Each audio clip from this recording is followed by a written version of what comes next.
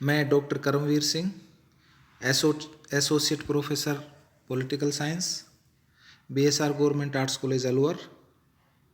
Dear students, आज हम online कक्षा में BA part first, paper first, राजनीति विज्ञान के मूल आधार, फाउंडेशंस ऑफ पॉलिटिकल साइंस का जो पहला चैप्टर है, राजनीति विज्ञान परंपरागत दृष्टिकोण और आधुनिक दृष्टिकोण, political science traditional perspective and contemporary perspective, इसको आगे बढ़ाते हुए हम आज परंपरागत दृष्टिकोण के अनुसार राजनीति विज्ञान की परिभाषा और जो राजनीति विज्ञान का क्षेत्र है उसके बारे में चर्चा करेंगे या उसका अध्ययन करेंगे।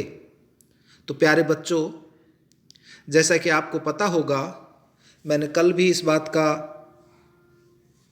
अध्ययन किया था या आपको बताया था कि परंपरागत दृष्टिकोण के अनुसार राजनीति विज्ञान की जो परिभाषाएं दी गई हैं, इस विषय पर विभिन्न परिभाषाएं प्रस्तुत की गई हैं या विभिन्न विद्वानों ने अपनी परिभाषाएं दी हैं। तो कौन कौन सी परिभाषाएं उनका हम अध्ययन करें। नंबर 1 कि राजनीति विज्ञान केवल राज्य का अध्ययन है। इस विषय के जो विद्वान हैं उन्होंने, अनेक विद्वानों का मत है कि प्राचीन काल से ही राजनीति विज्ञान राज्य नामक संस्था के अध्ययन का विषय है। हिंदी शब्द राजनीति और इंग्लिश शब्द, अंग्रेजी शब्द पॉलिटिक्स एक दूसरे के पर्यायवाची हैं। स्वयं अंग्रेजी शब्द पॉलिटिक्स की उत्पत्ति यूनानी भाषा के पोलिस शब्द से हुई है, जिसका उस भाषा में अर्थ है नगर राज्य, सिटी स्टेट।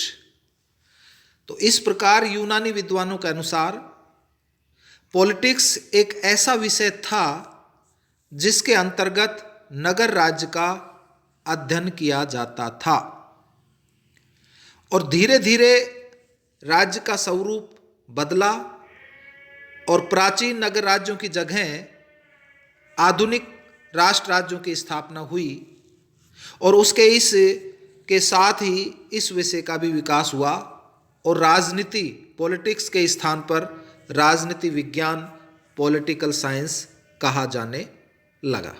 तो ये आपको स्पष्ट हो गया होगा कि अंग्रेजी शब्द पॉलिटिक्स की उत्पत्ति यूनानी भाषा के पोलिस शब्द से हुई है, जिसका उस भाषा में अर्थ होता है नगर राज्य, सिटी स्टेट। तो इस प्रकार इन विद्वानों ने पॉलिटिक्स जो है एक ऐसा विषय था जिसके अंतर्गत नगर राज्य का अध्ययन किया जाता था और धीरे धीरे जब राज्य का स्वरूप बदला, प्राचीन नगर राज्यों की जगह आधुनिक राष्ट्र राज्यों ने ली, तो इसके साथ ही इस विषय का भी विकास हुआ और राजनीति जो पॉलिटिक्स था उसके स्थान पर पॉलिटिकल साइंस कहा जाने लगा, राजनीति विज्ञान कहा जाने लगा। तो परंपरागत राजनीति विज्ञान के जो विद्वान हैं उनका ये मत है कि प्राचीन काल से आधुनिक काल तक राजनीति विज्ञान का स्थायी और केंद्रीय तत्व एक प्रकार से क्या रहा है, राज्य ही रहा है। अतः इस विषय के अंतर्गत राज्य का अध्ययन किया जाना चाहिए। इस बात से आप बिल्कुल समझ गए होंगे कि प्राचीन काल से आधुनिक काल तक राजनीति विज्ञान का स्थायी और केंद्रीय तत्व स्वयं क्या रहा है, राज्य रहा है। तो इस विषय के अंतर्गत राज्य का अध्ययन किया जाना चाहिए। किसके? राजनीति विज्ञान के अंतर्गत। तो ब्लंसली नामक विद्वान हैं, उन्होंने अपने परिभाषाओं में ये बताया कि राजनीति विज्ञान वह विज्ञान है जिसका संबंध राज्य से है और जो यह समझने का प्रयत्न करता है कि राज्य के आधारभूत तत्व क्या हैं, उसकी आवश्यक प्रकृति क्या है, उसकी किन विद्वानों से अभिव्यक्ति होती है तथा उसका विकास कैसे हुआ, ये ब्लंसली नामक विद्वान बताते हैं। एक जर्मन लेखक है जिनका नाम है गैरिस। उन्होंने क्या परिभाषा दी राजनीति विज्ञान के परंपरागत के रूप में, कि राजनीति विज्ञान में शक्ति की संस्था के रूप में राज्य के समस्त संबंधों, उसकी उत्पत्ति, स्थिति, प्रयोजन, नैतिक महत्व, आर्थिक समस्याओं, अस्तित्व की अवस्थाओं, वित्तीय पहलू तथा उद्देश्यों आदि पर विचार किया जाता है। और गार्नर ने क्या परिभाषा दी, स्पष्ट रूप से उससे आपको समझ में आ जाएगा। गार्नर का जो सार रूप या सर्वोत्तम था, उसने बताया गार्नर के अनुसार कि राजनीति विज्ञान के अध्ययन का प्रारंभ और अंत किसके साथ होता है, राज्य के साथ होता है। तो गार्नर ने तो बिल्कुल स्पष्ट ही कह दिया कि राजनीति विज्ञान के अध्ययन का प्रारंभ यानी कि शुरू और अंत राज्य के साथ ही होता है। तो ये एक प्रकार से मैंने आपको बताए, ब्लंसली, गैरिस और गार्नर ये राजनीति विज्ञान को राज्य के अध्ययन के साथ देखते हैं। इन्हीं परंपरागत विद्वानों में दूसरे जो हैं वो राजनीति विज्ञान को क्या कहते हैं कि राजनीति केवल सरकार का अध्ययन है, ठीक है ना, राज्य का। अर्थात दूसरे क्या कहते हैं, राजनीति विज्ञान केवल सरकार का अध्ययन है। तो इन विद्वानों में अभी मैं आपको बताऊंगा कि परंपरागत राजनीति विज्ञान के जो कुछ विद्वान हैं वो राजनीति विज्ञान के अंतर्गत राज्य के स्थान पर किसका अध्ययन देखते हैं, सरकार का अध्ययन देखते हैं, कि सरकार का ही अध्ययन किया जाना चाहिए। तो इस बात से आपको बिल्कुल स्पष्ट हुआ कि पूर्व में जो मैंने आपको ब्लंसली, गैरिस और गार्नर का अध्ययन किया, उन विद्वानों ने राजनीति विज्ञान को क्या कहते हैं कि राजनीति विज्ञान का अध्ययन राज्य के साथ किया जाना चाहिए। अब वही परंपरावादी दूसरे विद्वान जो हैं वो राजनीति विज्ञान को सरकार का अध्ययन मानते हैं। ये कहते हैं कि राजनीति विज्ञान एक प्रकार से राजनीति विज्ञान के अंतर्गत राज्य के स्थान पर सरकार का अध्ययन होना चाहिए। उनका तर्क क्या है, वो ये तर्क देते हैं, तर्क के साथ बात कर रहे हैं कि जो राज्य है वो तो एक अमूर्त संरचना है या अमूर्त संस्था है, जबकि सरकार एक मूर्त व पृथक संस्था है। तो राज्य एक अमूर्त संस्था, उस राज्य को मूर्त रूप किसके द्वारा किया जाता है, सरकार के द्वारा। ऐसा कौन कहते हैं, ये राजनीति विज्ञान के विद्वान जो सरकार का अध्ययन के रूप में मानते हैं। तो सरकार ही तो प्रभु सत्ता का प्रयोग करती है, अतः सरकार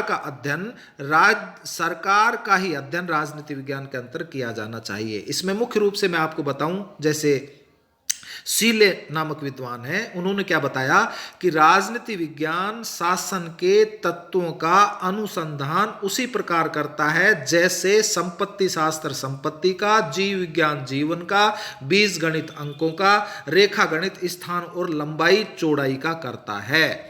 और लिकांक ने अपनी संक्षिप्त परिभाषा में क्या बताया कि राजनीति विज्ञान सरकार से संबंधित शास्त्र है। तो कुछ परंपरावादी राजनीति विज्ञान को राज्य के साथ देखते हैं, कुछ परंपरावादी राजनीति विज्ञान को सरकार के देखते हैं। अब तीसरे रूप में आती है कि राजनीति विज्ञान राज्य एवं सरकार दोनों का अध्ययन है। तो परंपरावादी राजनीति विज्ञान के कुछ जो विद्वान हैं उन्होंने केवल राज्य और सरकार की दृष्टि से ही की गई राजनीति विज्ञान की परिभाषाएं अपूर्ण है। वस्तुतः राज्य एवं सरकार का परस्पर घनिष्ठ संबंध है और इसमें से किसी एक के अभाव में दूसरे का अध्ययन नहीं किया जा सकता। यदि राज्य एक अमूर्त संस्था है तो सरकार उसे मूर्त व भौतिक रूप प्रदान करती है, और तथा इसी प्रकार यदि राज्य प्रभु सत्ता को धारण करने वाला है तो सरकार प्रभु सत्ता का उपयोग करती है। अतः राजनीति विज्ञान के अंतर्गत इन दोनों का ही अध्ययन किया जाना चाहिए। इनमें मुख्य रूप से आप ले सकते पॉल जेनेट विद्वान हैं, उन्होंने बताया कि राजनीति विज्ञान सामाजिक विज्ञानों का वह अंग है जिसमें राज्य के आधार तथा सरकार के सिद्धांतों पर विचार किया जाता है। डिमांक उन्होंने बताया कि राजनीति विज्ञान का संबंध राज्य तथा उसके साधन सरकार से है। और गिलक्रिस्ट ने एक परिभाषा दी, उन्होंने बताया कि राजनीति विज्ञान राज्य व सरकार की सामान्य समस्याओं का अध्ययन करता है। तो प्यारे बच्चों, आपको बिल्कुल स्पष्ट हो गया होगा कि परंपरागत दृष्टिकोण के अनुसार जो विद्वान राजनीति विज्ञान को परिभाषित करते हैं वो भी राजनीति विज्ञान को अलग अलग दृष्टि से परिभाषित किया है। कुछ विद्वान जिनमें मुख्य रूप से मैंने आपको नाम बताया कि एक प्रकार से आप उनमें गार्नर का नाम ले सकते हैं, गैरिस का नाम दे सकते हैं, ये ब्लंसली का नाम ले सकते हैं। ये राजनीति विज्ञान को राज्य के अध्ययन के रूप में देखते हैं। दूसरे जो राजनीति विज्ञान को केवल सरकार का ही अध्ययन मानते हैं उनमें मुख्य रूप से आप पाल जेनेट का नाम ले सकते हैं, डिमांग का ले सकते हैं और एक प्रकार से गिलक्राइस्ट का भी कह सकते हैं। और ये राजनीति विज्ञान राज्य एवं सरकार दोनों का अध्ययन मानते थे।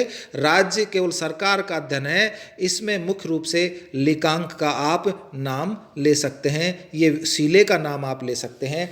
अब चौथे प्रकार के जो विद्वान हैं वो राजनीति विज्ञान को मानव तत्व के संदर्भ में अध्ययन करते हैं। ये क्या कहते हैं? परंपरागत राजनीति विज्ञान एक प्रकार से ये कहा है कि उपरोक्त जो परिभाषाएं दी गई वो अपूर्ण है क्योंकि इसमें मानव तत्व की उपेक्षा की गई है। इनका कहना है कि जो हमारे से पूर्व जो राज्य सरकार या दोनों के रूप में राजनीति विज्ञान को मानते हैं वो एक प्रकार से अपूर्ण है क्योंकि इसमें मानव तत्व की उपेक्षा की गई है। तो वस्तुतः राज्य एवं सरकार का निर्माण मनुष्यों के हित के लिए हुआ है अतः मानव के संदर्भ में ही इसका अध्ययन किया जाना चाहिए, जिसमें लास्की मुख्य रूप से हैं। लास्की ने अपनी परिभाषा दी है कि राजनीति विज्ञान संगठित राज्यों के संदर्भ में मानव जीवन के अध्ययन से संबंधित है। हरमन हेलर ने भी बताया कि राजनीति विज्ञान के संपूर्ण स्वरूप का निर्धारण इसकी मानव संबंधी मौलिक अवधारणाओं द्वारा होती है और इनका सबसे सरल अर्थ ये हुआ कि राजनीति विज्ञान एक ऐसा सामाजिक विज्ञान है जिसके अंतर्गत राज्य एवं सरकार का केवल औपचारिक, संस्थागत एवं विधिक अध्ययन ही नहीं किया जाता बल्कि इस तथ्य का भी अध्ययन किया जाता है कि किसी संगठित राजनीतिक समाज में स्वयं मनुष्य की स्थिति क्या है। तो राजनीति विज्ञान इस तथ्य का अध्ययन करता है कि व्यक्ति को कौन कौन से अधिकार एवं स्वतंत्रताएं प्राप्त हैं तथा समाज के विभिन्न समुदायों में वर्गों के प्रति सरकार की नीतियां किस प्रकार की हैं। तो राजनीति विज्ञान के अंतर्गत राज्य सरकार या अन्य संबंधित संगठनों व संस्थाओं का मानव के राजनीतिक जीवन के संदर्भ में अध्ययन किया जाता है। अब आता है राजनीति विज्ञान का विषय क्षेत्र। राजनीति विज्ञान का क्षेत्र क्या है इसके बारे में अपन या कल इसकी चर्चा करेंगे। धन्यवाद।